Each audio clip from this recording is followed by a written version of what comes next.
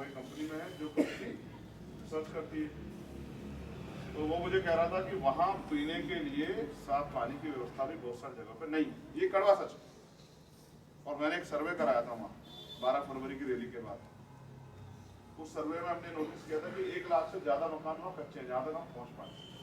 क्योंकि पानी व्यवस्था करता नहीं करता है, इसको छोड़ देता कि कहीं नाले में नहा के फिर वापस आ जाता, करता है क्या? वो क्या खाएगा, वो क्या पिएगा, बीमार होने पर उसकी दवाई की व्यवस्था करता नहीं करता है। तो यानी कि अगर आदमी लंबे समय तक जानवर के साथ रहे तो उससे प्रेम हो जाता है, तो हमसे तो वो भी प्रेम नहीं हो पाए। क्योंकि अगर हम भूखे भी रहे तो किसने पूछा नहीं आके भाई आप भूखे, हम मालिक हैं और आप भूखे। भाई देश में जो राज कर रहे हैं वो मालिक हुए ना। देखिए, लोकसभा चुनाव की तैयारी को लेके उत्तर प्रदेश में हम लोग दौरे कर रहे हैं, जिसमें इटावा, उन्नाव, सीतापुर, आज आजमगढ़ है और कल मऊ में जो है हमारी जनसभा है, जिला स्तरीय कार्यक्रम जनसभा का। और ये भी पूरे उत्तर प्रदेश में चलता रहेगा, क्योंकि पिछले 2 सालों में हमने ज़मीन पे बहुत मजबूत बूथ सेक्टर का संगठन बनाने का काम किया है और पार्टी चुनावी मोड में चुनावी तैयारियां कर रही है। इसलिए ये सम्मेलन चल रहे हैं। इसी के आधार पर पार्टी तय करेगी पार्टी किन सीटों पे लड़ेगी और किन सीटों पर पार्टी मजबूत है, किन सीटों पर पार्टी को और काम करना बाकी है।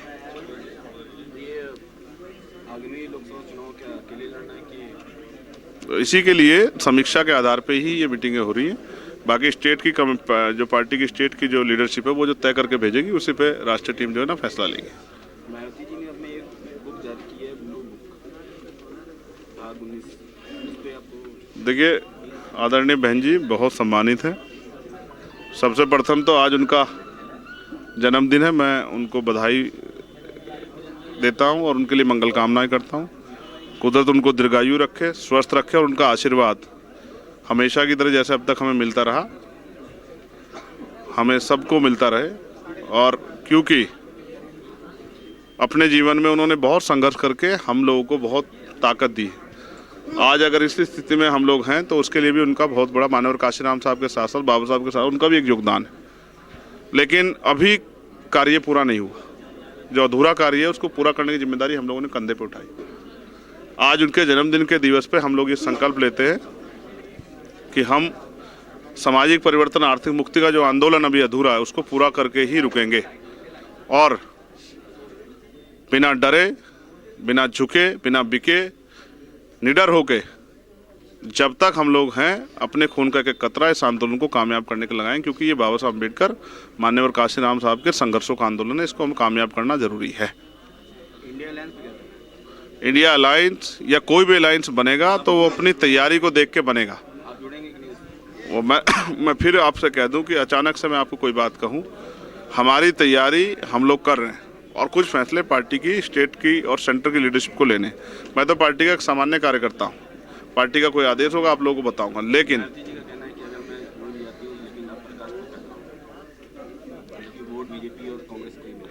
देखिए, उन्होंने जो कुछ कहा बहुत अपने अनुभव से कहा होगा, उस पर मैं कुछ टिप्पणी नहीं करना चाहता। मगर मैं आपको कहना चाहता हूं कि आज़ाद समाज पार्टी और चंद्रशेखर आज़ाद ने जो राजनीति शुरू करी वो अपने निजी हित देख के नहीं, इस समाज की हालत देख के तय की, शुरू की। जो कमज़ोर वर्ग है, बहुजन समाज जो है, उनकी हालत देख के राजनीति शुरू की। और जब तक इनके हालातों में परिवर्तन नहीं होता, इनको सामाजिक गैर बराबरी, आर्थिक गैर बराबरी से मुक्ति नहीं मिलती, तब तक हम लोग इस आंदोलन को लड़ते रहेंगे। पुनः मैं बहन जी को जो है जन्मदिन की बधाई और मंगल कामनाएं भेंट करता हूँ।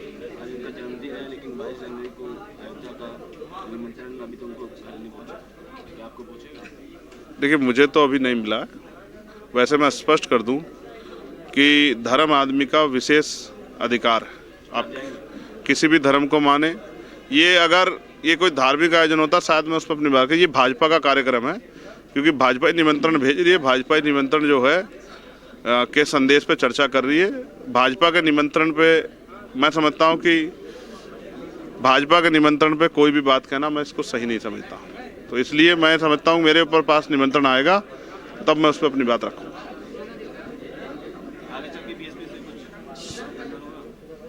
कुछ भी होगा तो आपके सामने होगा। हमेशा हमारा तो हमने उन्हीं से बहुत कुछ सीखा, उस दल से, और हम उस दल में बहुत लंबे समय रहे, उनके लिए काम किया। अब जो बचा काम है आज़ाद समाज पार्टी के जरिए हम लोग बहुजन समाज के हित में पूरा करेंगे।